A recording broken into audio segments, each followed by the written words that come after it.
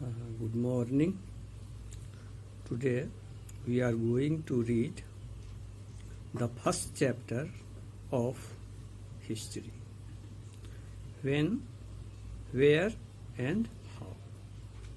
When means कब, where कहाँ, and how कैसे, अर्थात पूरी दुनिया में कब, कहाँ और कैसे कौन सी घटना हुई, कौन से परिणाम हुए या क्या परिवर्तन हुआ हमारे देश में या हमारे देश के बाहर, ये पढ़ने हम लोग जा रहे हैं इस chapter. Watch carefully. The topic is emergence of a new era. The medieval period in India covers the period from 700 AD to about 1750। अर्थात भारत में मध्यकालीन का युग 700 ईस्वी से लेके 1750 के बीच का माना जाता है। अर्थात in India the medieval period covers from 700 to 1750. This long period of about 1100 years can be divided into two phases: the early medieval period and the later medieval period। अर्थात यह जो 700 से लेके 1750 तक का समय है, 1100 वर्ष का, इस समय अंतराल को दो भाग में विभाजित करते हैं। पहला भाग the early medieval period from 8th century to 30th century। अर्थात अर्ली medieval पीरियड की शुरुआत 8वीं शताब्दी से लेकर 13वीं शताब्दी तक मानी जाती है। And the later medieval period,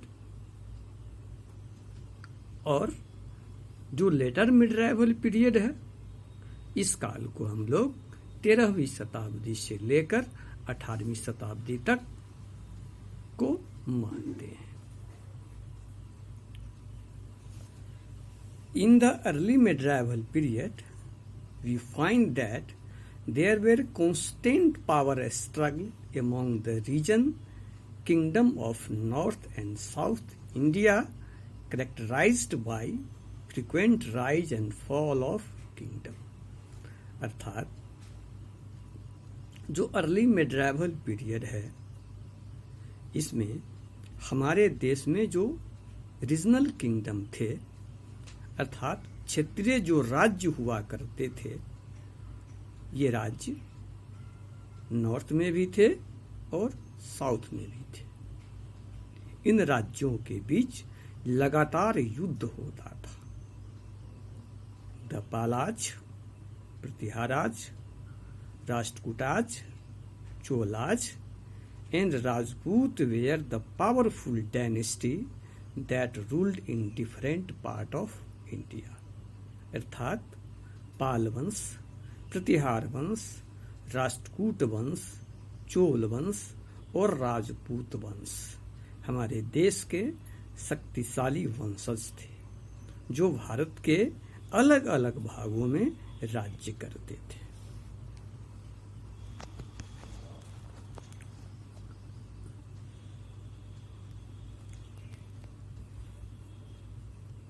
the Palas, Pratiharas, Rashtrakutas, Cholas and the Rajput were the powerful dynasty that ruled in different part of India। अर्थात पाल वंश, प्रतिहार वंश, चोल वंश, राजपूत वंश हमारे देश के अलग अलग हिस्सों में राज्य करते थे। But among with these internal troubles, the Turkey invasion of India began from 1080 onward। अर्थात यह जो हमारे देश में आंतरिक समस्याएं थी, आंतरिक कलह था, इसका मुनाफा विदेशियों को गया। 1000 ईस्वी में हमारे देश में तुर्कवासियों ने हमला किया। अल्टीमेटली द तुर्क established there kingdom called the Delhi सल्तनत। और अंततः लगातार हमले करने के उपरांत भारत में तुर्कियों का राज्य स्थापित हो गया, जिसे हम लोग दिल्ली सल्तनत के नाम से जानते हैं। दिस सल्तनत flourished between 1280 and 1526 AD and witnessed the region of Turk, Khilji, Tughlaq and Lodij। और यह जो सल्तनत का कालीन है, समय है, अवधि है, यह 1200 ईस्वी से लेके 1526 ईस्वी तक का है, जो इस बात का सबूत प्रदान करता है कि भारत में तुर्कियों का, खिलजियों का, तुगलक का और लोदी वंश का आक्रमण हुआ और इन वंशजों की स्थापना हमारे देश में हुई। The Delhi Sultanate were overthrown by the Mughal in 16th century. जैसा कि आप जानते हैं कि दिल्ली सल्तनत को 16वीं शताब्दी में मुगलों ने हमारे देश से उखाड़ फेंका। With the arrival of these Muslim rulers a new religion Islam, new language Arabic and Persian came to India. जैसे ही कि मुस्लिम शासक हमारे देश में आए, हमारे देश में एक नए धर्म का उदय हुआ, जिसे हम लोग इस्लाम कहते हैं। इस धर्म के आगमन के साथ साथ हमारे देश में अरबिक और पर्शियन भाषा का भी विस्तार हुआ। This new culture that evolve in India came to be known as Indo Islamic culture. यह जो नई संस्कृति है जो हमारे देश में फैला, इस संस्कृति को इंडो इस्लामिक संस्कृति कहा जाता है। The advent of Muslim brought new type of food such as biryani, korma, pulao and phirni etc। और मुस्लिम के आगमन से हमारे देश में नए नए व्यंजन का, नए नए भोजन का आगमन हुआ, जैसे बिरयानी, कोरमा, पुलाव, फिरनी। वास्तव में हिंदुस्तान में जो बिरयानी है, जो कोरमा है, जो पुलाव है, यह पहले नहीं था।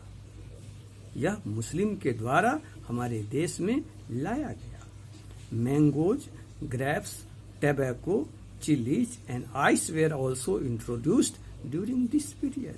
और इसी काल में मैंगो, ग्रेप, टोबैको, चिली और आइस अर्थात आम, अमरूद, खैनी, मिर्ची और बर्फ, इसी काल में हमारे देश में इनकी शुरुआत हुई।